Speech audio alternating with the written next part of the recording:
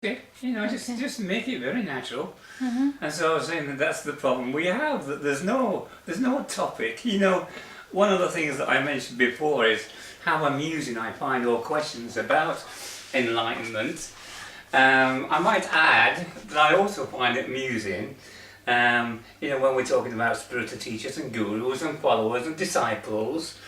And, at the end of the day, if you choose to see me as a spiritual teacher, even as a guru, and see yourself as a student or a disciple or a follower, it's sheer nonsense. Sometimes it can be useful nonsense, but it's nonsense anyway.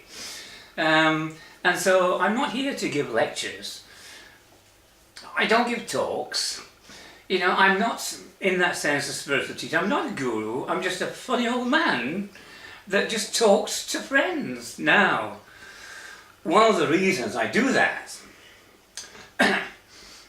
is because although this understanding, this truth cannot be communicated, I suppose the best way of communicating truth is silence. The next best way is perhaps just one word. And so all my ramblings are geared to this one end, that maybe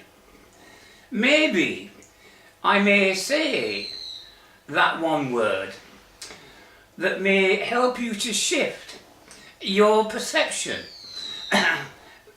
to help you to drop this small misunderstanding you have about the fact that you exist, about the fact that this world that you live in is real.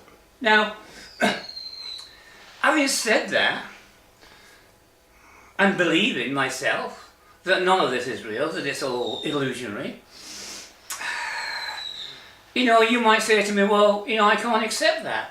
Well, it doesn't really matter whether I think or you think that you are real or the world is real. It's how you perceive it. You've probably heard this before, but when people come and ask, well, if you're enlightened, why don't you, do something to change the world? Well, first of all, how do you know that I'm not? And secondly, whose world are you talking about? My world is fine.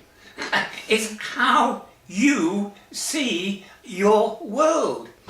And if you perceive your world to be bad, then you go out and change it. You do something about it. But don't come and ask me to change the world for you. My world doesn't need changing. And so all that's happening here is conversations with friends. And of course there are some of these friends that I don't know personally.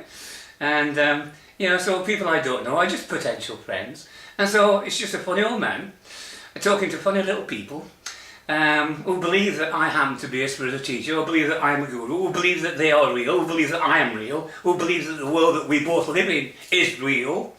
And it's all just a small misperception. Now, if one word can help you just to have a small shift in your mind and change this perception, then you'll see it's all there. That nothing is real, and that what you call enlightenment is simply what you are, which is pure consciousness. And as I mentioned before, you're actually knocking on the door of enlightenment from the inside. You're already there. There's nothing to be gained. The door's never going to open because it's already opened and you're inside already. So what is your problem?